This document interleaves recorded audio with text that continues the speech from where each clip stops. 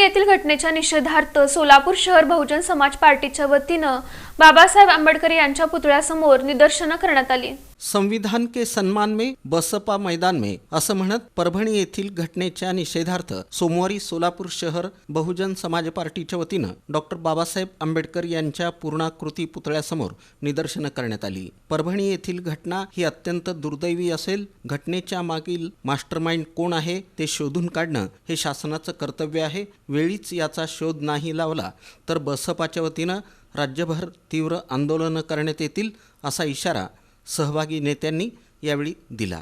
खरं तर या राज्याच्या मुख्यमंत्र्यांनी त्या लोकांची आसव पुसणं गरजेचं होतं।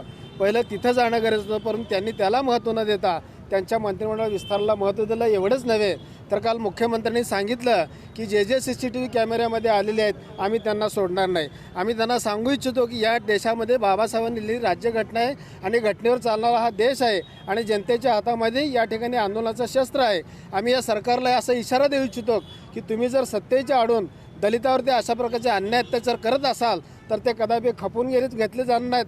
बहनकुमारी मायावतीजी यांनी सुद्धा या प्रकरणामध्ये लक्ष घातलं आहे। त्यांनी सुद्धा मीडियाला सांगितलं आहे की महाराष्ट्रातली घटना जी आहे ते अत्यंत दुर्दैवी आहे आणि या दुर्दैवी घटनेचा आम्ही या ठिकाणी निदर्शनाच्या रूपानं निषेध करीत आहोत। इथले आंबेडकरवादी ज्या वेळेला रस्त्यावर आले निषेध अत्यंत संयमाने चालू होता, परंतु तिथल्या पोलिसांनी त्यांना मारून हाणून त्यांच्या घरामध्ये जाऊन घुसून मारून त्यांना बाहेर काढलेला आहे। आणि एक तर चित्रपट असे आहे की पोलीस त्यांच्या घरासमोरील त्यांच्या वाहनांची तोडफोड करत असताना आणि दुसरी गोष्ट त्याच्यामध्ये खऱ्या अर्थानं जे गुंड प्रवृत्तीचे लोक आहेत ते सुद्धा त्या आंबेडकरवाद्यांना काट्याने बडवत आहेत। तर यासाठी आम्ही या देवेंद्र फडणवीस साहेबांचा आम्ही खऱ्या अर्थानं धिक्कार करतो। या आंदोलनात ॲडव्होकेट संजीव सदाफुले, अप्पा लोकरे, बबलू गायकवाड, देवा उघडे यांच्यासह कार्यकर्ते सहभागी झाले होते।